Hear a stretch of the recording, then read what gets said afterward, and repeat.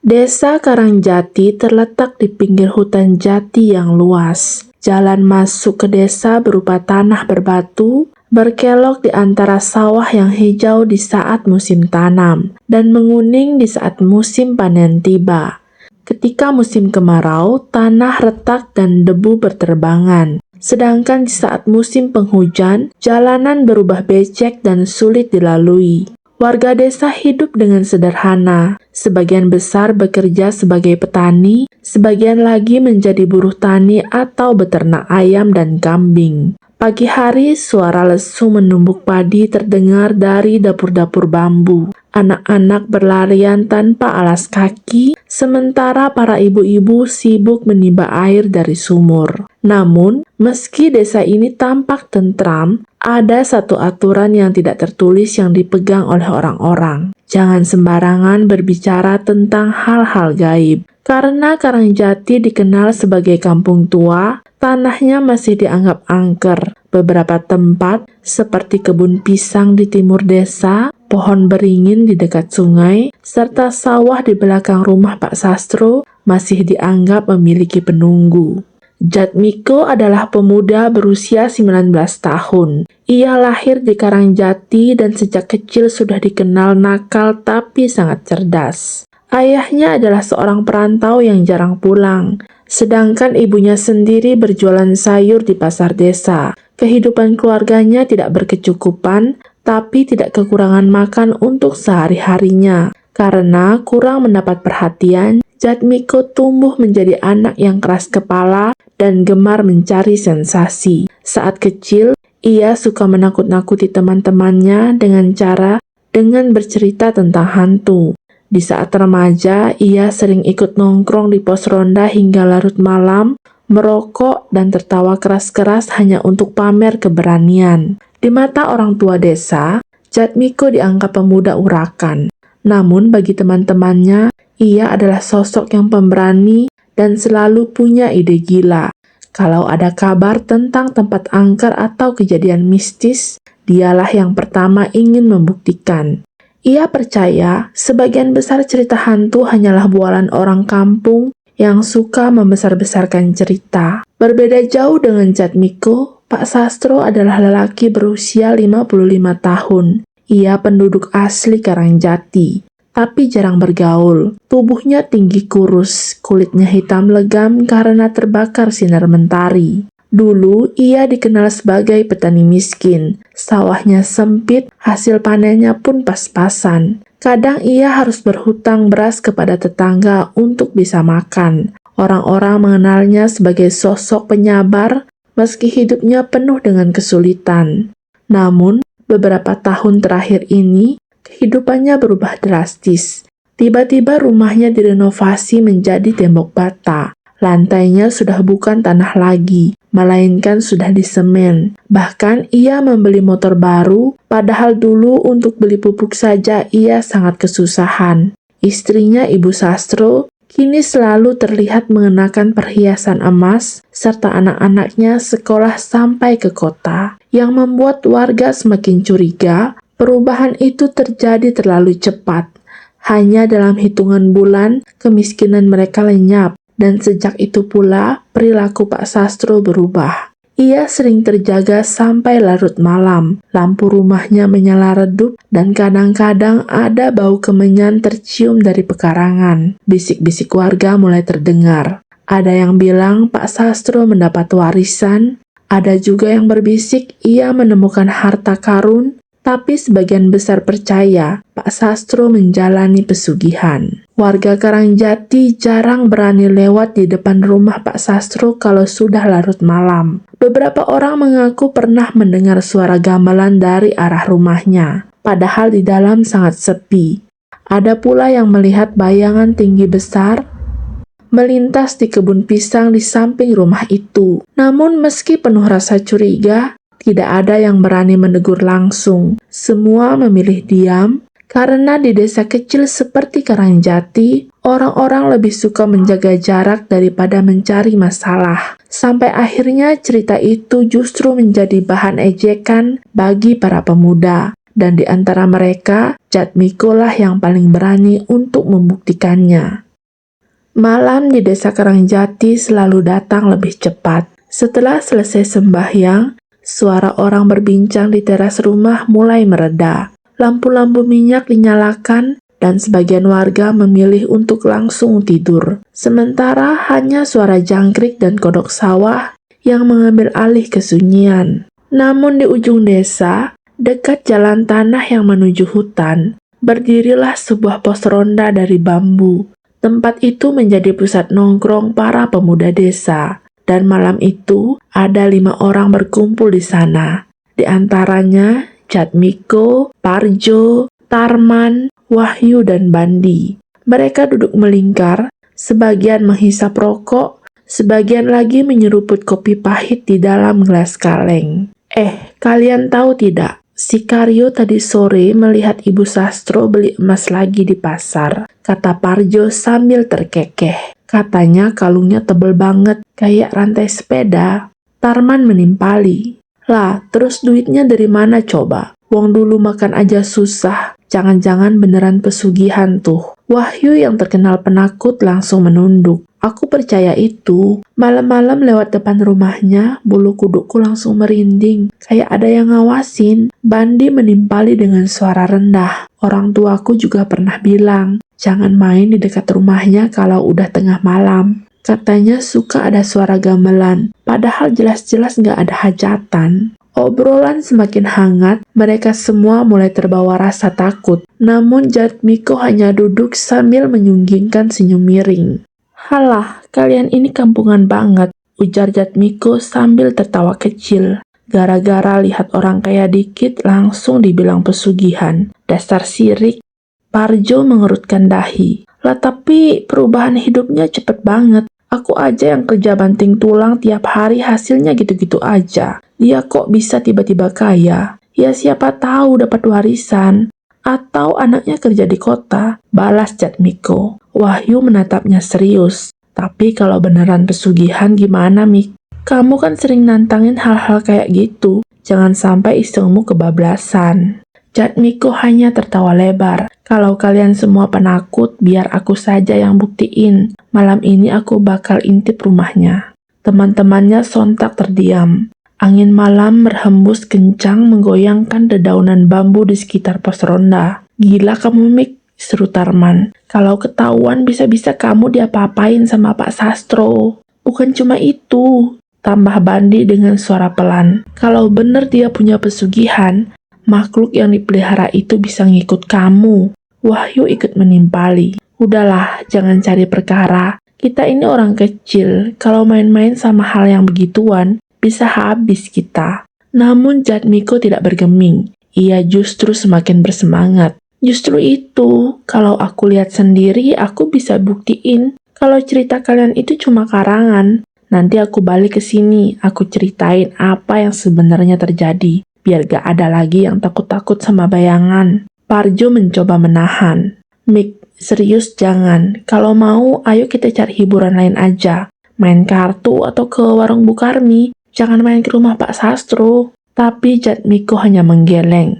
Kalau kalian gak berani, gak usah ikut. Aku sendiri aja udah cukup. Teman-temannya saling pandang. Ada rasa takut, tapi juga penasaran. Namun tak satu pun dari mereka yang punya nyali untuk menemani Jatmiko. Akhirnya suasana menjadi hening. Hanya terdengar suara kayu bambu pos ronda yang berderi terkena angin. Jatmiko berdiri merapikan jaketnya lalu menepuk pundak Parjo. Kalau aku belum balik 1 jam lagi, berarti aku ketiduran di rumah. Jangan khawatir ya. Ucapnya disertai tawa kecil, tapi tak seorang pun tertawa bersamanya. Ia lalu melangkah keluar pos ronda, menyusuri jalan tanah yang gelap menuju rumah Pak Sastro. Teman-temannya hanya bisa memandang punggungnya yang menjauh dan perlahan hilang ditelan kegelapan. Di antara mereka, Wahyu bergumam lirih. Ya Tuhan, semoga dia nggak kenapa-kenapa.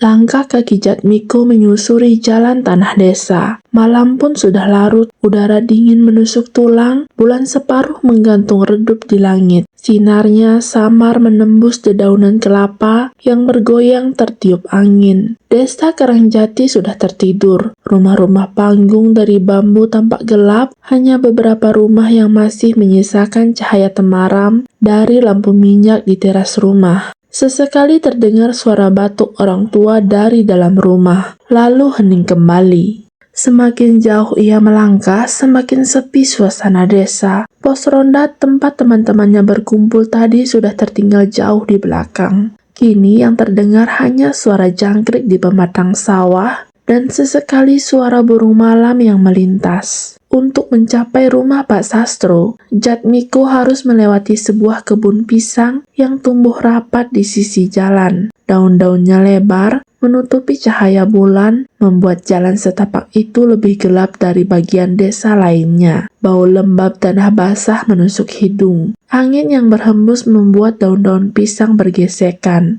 menimbulkan suara lirih seperti bisikan samar. Langkah Jatmiko melambat. Dadanya berdebar tanpa ia sadari. Meski ia selalu menganggap dirinya berani, ada sesuatu dalam kebun pisang itu yang membuat bulu kuduknya berdiri. Beberapa warga desa memang percaya kebun itu menjadi jalur makhluk-makhluk gaib. Tapi Jatmiko terus maju, ia menunduk, berusaha mengabaikan suara-suara aneh yang seolah mengikutinya dari balik batang pisang. Setelah melewati kebun pisang, terlihatlah rumah Pak Sastro. Letaknya agak terpisah dari rumah warga lainnya, berdiri kokoh dengan dinding bata dan atap genteng berwarna merah. Di sekeliling rumah, pagar bambu dipasang dengan rapat. Di dalam pagar, halaman tanah luas dengan beberapa pot bunga dibiarkan terbengkalai. Suasana rumah itu berbeda dari rumah lainnya. Lebih kokoh, tapi juga lebih sepi dan dingin. Lampu ruang tengah tampak menyala redup, bercampur dengan asap tipis yang keluar dari celah-celah ventilasi.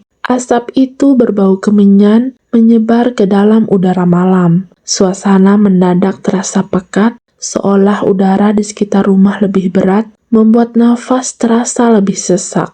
Jatmiko merunduk, mendekat ke pagar bambu. Ia berhenti sejenak memperhatikan sekelilingnya. Tidak ada orang yang lewat, tidak ada tanda-tanda kehidupan. Tapi telinganya menangkap sesuatu yang berbeda. Dari dalam rumah terdengar suara lirih, bukan percakapan biasa, melainkan semacam gumanan panjang yang berirama, seperti doa atau mungkin sebuah mantra. Ia menahan nafas, merapat ke pagar, lalu perlahan menyusuri sisi rumah. Dari celah jendela kayu yang tidak tertutup rapat, ia bisa melihat cahaya temaram berkelip dari dalam. Bayangan seseorang tampak duduk bersila, tubuhnya condong ke depan, seolah tengah melakukan sesuatu. Saat itu, rasa penasaran Jatmiko mencapai puncaknya. Kakinya gemetar, tapi rasa ingin tahu lebih kuat daripada rasa takutnya. Ia berjongkok, menempelkan wajahnya ke celah jendela dan mengintip ke dalam rumah. Apa yang ia lihat selanjutnya akan mengubah pandangannya selamanya, tentang keberanian, tentang rasa penasaran, dan tentang hal-hal yang seharusnya tidak ia campuri.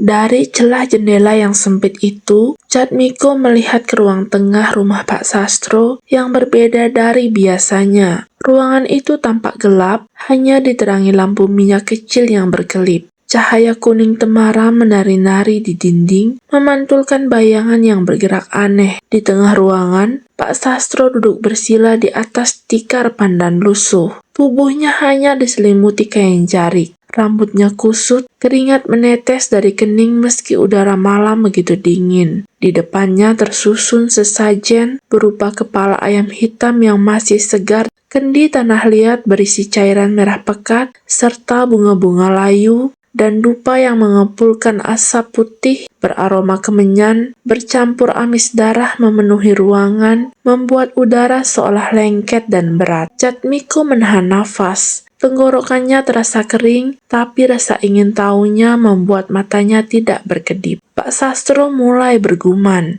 Suaranya rendah, parau seperti suara orang tua yang kelelahan. Namun gumanan itu berulang, berirama, semakin lama, semakin cepat. Mantra itu terdengar tidak asing. Mantra itu terdengar asing di telinga. Mantra itu terdengar asing di telinga Jatmiko, tidak seperti bahasa Jawa ataupun bahasa yang dia kenal. Seiring dengan gumanan itu, asap kemenyan yang mengepul di ruangan tampak berputar seperti mengikuti pola yang tidak kasat mata. Lantai rumah bergetar halus. Jantung Jatmiko ikut berdegup kencang. Ia merasakan telapak kakinya yang berjongkok di atas tanah di luar rumah ikut gemetar. Dari kendi tanah liat terdengar suara. Seperti air mendidih, darah ayam di mangkuk bergelembung kecil-kecil mengeluarkan bau anyir yang lebih menyengat. Tiba-tiba saja dari balik bayangan di sudut ruangan muncul sesuatu. Awalnya hanya samar-samar, seperti kabut hitam pekat yang menempel di dinding. Kabut itu menggumpal, membesar, lalu membentuk sebuah sosok. Perlahan sosok itu merangkak keluar, tubuhnya tampak hitam, berotot, namun kulitnya seperti dilapisi lendir. Rambutnya panjang, serta acak-acakan menutupi sebagian wajahnya. Dan dari sela rambut itu tampak mata merah yang menyala. Suara nafasnya berat seperti hembusan angin dari dalam gua. Lidah panjang menjulur, menjilat-jilat udara, mengeluarkan suara basah. Makhluk itu merangkak menuju sesajen, dengan cakar panjangnya meninggalkan goresan di lantai papan. Ia menyambar kepala ayam hitam, menggigitnya sekali lahap. Suara tulang remuk terdengar jelas di telinga Jatmiko, membuat bulu kuduknya meremang. Pak Sastro tetap duduk tegak, tidak bergeming sedikit pun. Gumanannya semakin cepat, semakin keras, hingga berubah menjadi semacam teriakan yang patah-patah. Makhluk itu kemudian mendekati Pak Sastro. Sosok tua itu membuka matanya, menatap makhluk tersebut tanpa rasa takut. Bahkan dengan penuh kerinduan, ia melebarkan jarik yang membungkus tubuhnya, memperlihatkan kulit tuanya yang keriput dan pucat. Makhluk itu mendekat, wajahnya hanya beberapa jengkal dari wajah Pak Sastro. Dari mulutnya menetes air liur yang hitam dan kental. Tanpa ragu, makhluk itu menindih Pak Sastro. Gerakannya liar, kasar, menyerupai hewan buas. Ruangan dipenuhi suara nafas yang berat, desahan yang bercampur dengan erangan mantra. Tidak ada yang erotis dalam pemandangan itu. Hanya kekotoran, kekejian, dan ketakutan yang mendesak hingga ke tulang sumsum. Seolah-olah tubuh manusia dan makhluk gaib itu menyatu dalam perjanjian paling najis yang bisa dilakukan manusia. Bau amis semakin menyengat, bercampur dengan bau tubuh makhluk itu yang anyir dan busuk seperti bangkai. Jatmiko menutup mulutnya rapat-rapat agar tidak muntah. Matanya terbelalak, tak percaya dengan apa yang dia lihat. Di luar jendela, tubuh Jatmiko gemetar hebat. Tangannya berkeringat dingin, tapi ia tidak berani bergerak. Satu langkah saja, ia takut makhluk itu akan menyadari keberadaannya. Dadanya naik turun dengan cepat. Matanya berair karena aroma pekat kemenyan bercampur amis yang sampai keluar rumah. Ia ingin berlari, tapi rasa penasaran menahannya, seolah kakinya tertancap di atas tanah. Dalam hati ia berbisik lirih, "Ya Tuhan, apa yang sedang aku lihat ini?" Dan semenjak malam itu, hidupnya akan terasa berbeda. Malam itu, Jatmiko akhirnya berhasil menjauh dari rumah Pak Sastro. Ia mundur perlahan, lalu berlari sekencang-kencangnya, melewati kebun pisang, menyusuri jalan desa yang sepi. Nafasnya memburu, kakinya nyaris tersandung akar pohon. Tapi ia terus berlari hingga rumah panggung milik orang tuanya tampak samar dari kejauhan. Begitu sampai, ia langsung masuk ke dalam kamar, menutup pintu rapat-rapat, tubuhnya gemetar, keringat dingin membasahi wajah, meski udara malam begitu dingin, dan ia membaringkan diri di tikar, menatap langit-langit bambu yang remang. tapi matanya tidak bisa terpejam. Bayangan dari apa yang baru saja ia saksikan terus menari-nari di kepalanya. Wajah makhluk hitam itu, tatapan mata merahnya, serta bau amis darah bercampur kemenyan, dan tubuh renta Pak Sastro yang dengan rela menyerahkan dirinya pada sesuatu yang bukan manusia. Semua itu membuat Jatmiko ingin muntah. Tapi yang lebih menakutkan lagi, di telinganya masih terdengar samar gumanan mantra yang tadi dilantunkan Pak Sastro. Gumanan itu terus berulang-ulang seperti gema yang menempel di dalam kepalanya. Besok paginya, Jatmiko berusaha bertindak biasa saja. Ia membantu ibunya di dapur, pergi ke sawah bersama ayahnya, bahkan nongkrong lagi di pos ronda bersama teman-temannya. Namun ada yang berbeda. Ia menjadi sering melamun dengan pandangan kosong dan mudah kaget setiap mendengar suara mendadak. Teman-temannya heran, tapi ia hanya menjawab singkat, "Aku hanya kurang tidur." Di malam hari gangguan makin jelas. Ketika ia berbaring di tikarnya, ia merasakan ada beban berat di dadanya, seolah seseorang duduk di atas tubuhnya, nafasnya sesak, kepalanya pun pening. Matanya terbelalak, dan dari sudut kamar ia melihat bayangan hitam merayap di dinding. Bayangan itu bergerak pelan, membesar, hingga membentuk siluet menyerupai tubuh makhluk yang dilihatnya di rumah Pak Sastro. Setiap kali ia mencoba berteriak, suaranya tercekat, tubuhnya tidak bisa bergerak seolah terikat. Dan saat bayangan itu sudah semakin dekat, ia mendengar bisikan berat di telinganya. "Apa kamu melihat aku?" Siang harinya, Jatmiko mencoba menenangkan diri. Ia pergi ke sungai, mencuci muka, duduk di tepi air, namun bayangan itu tidak pernah hilang dari pikirannya. Ia mulai berpikir, apa aku sudah salah besar? Apa dengan mengintip itu aku sudah ikut campur urusan gaib? Ia ingin bercerita pada seseorang, tapi lidahnya keluh. Pada siapa ia harus berbicara? Kepada teman-temannya, mereka akan menertawakannya. Kepada orang tua, mereka mungkin tidak akan percaya. Sementara itu, tiap malam gangguan semakin kuat. Kadang ia mendengar suara ketukan pelan di jendela kamarnya. Kadang suara napas berat terdengar di belakang telinganya, meski kamar itu kosong. Hingga suatu malam, ia mendapati bekas cakar di papan lantai di dekat tikarnya. 4 goresan panjang, dalam, seolah ada sesuatu yang mencengkeram di sana. Yang membuatnya lebih takut lagi adalah kenyataan bahwa Pak Sastro terlihat normal di siang hari. Lelaki tua itu masih berlalu lalang, menyapa tetangga dengan senyum tipis, seolah tidak pernah terjadi apa-apa. Rumahnya pun tampak biasa saja di mata warga, tapi hanya Jatmiko yang tahu, di dalam rumah itu ada sesuatu yang tidak manusiawi. Dan dia baru sadar, rahasia itu kini ikut menempel padanya. Bayangan itu tidak lagi hanya milik Pak Sastro, tapi bayangan itu sudah mengikuti dirinya.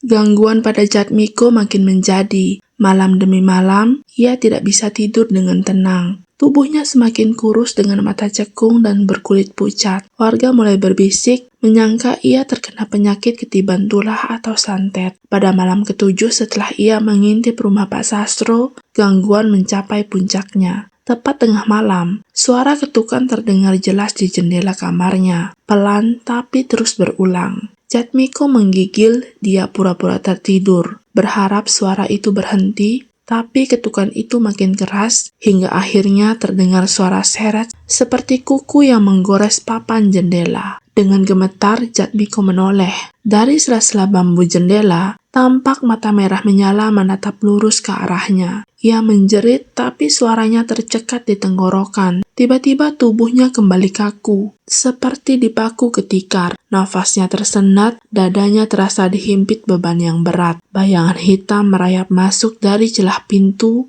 menebal membentuk sosok itu lagi, makhluk pesugihan. Nafasnya berat, lidahnya menjulur, suara bisikannya kembali terdengar. "Kamu melihatku, sekarang giliranmu." Di rumah sebelah, seorang tetua desa bernama Mbah Wiryo tiba-tiba terbangun. Ia sudah tua renta, rambutnya putih tapi masih disegani oleh warga desa. Orang-orang percaya ia memiliki mata batin yang tajam. Malam itu juga, ia merasakan hawa panas yang menyusup lewat angin. Hatinya gelisah. Ia menyalakan lampu minyak dan duduk bersila di balik bambu. Tatapannya mengarah tajam ke rumah Jatmiko. Anak itu sudah lancang. Ia membuka mata pada sesuatu yang seharusnya tidak dilihatnya. Begitu gumannya lirih. Tanpa menunggu lama, Mbah Wiryo mengambil tas kain kecil berisi garam, kunyit, serta seikat daun sirih. Dia berjalan tertatih tapi mantap menuju rumah keluarga Jatmiko. Sesampainya di sana, suara jeritan samar terdengar dari kamar Jatmiko. Orang tuanya panik, berusaha membuka pintu kamar,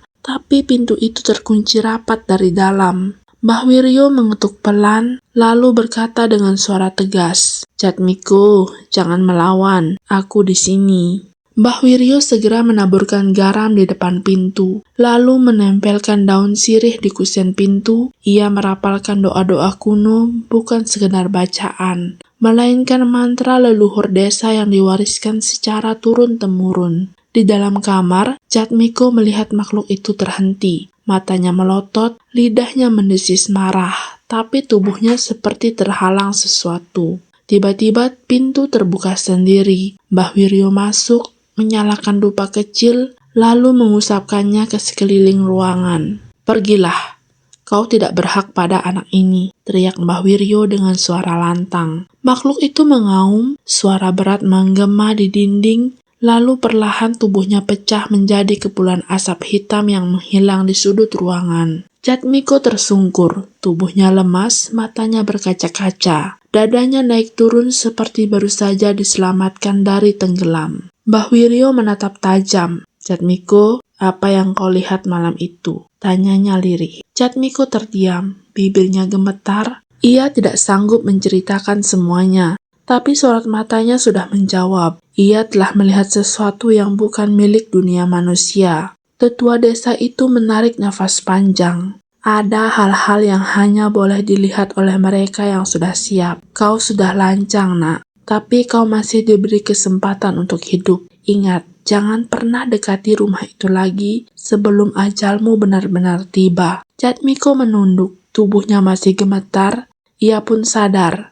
Malam itu ia tidak hanya mengintip rahasia seseorang tetua kaya mendadak. Ia mengintip menuju pintu dunia lain dan hampir terseret di dalamnya.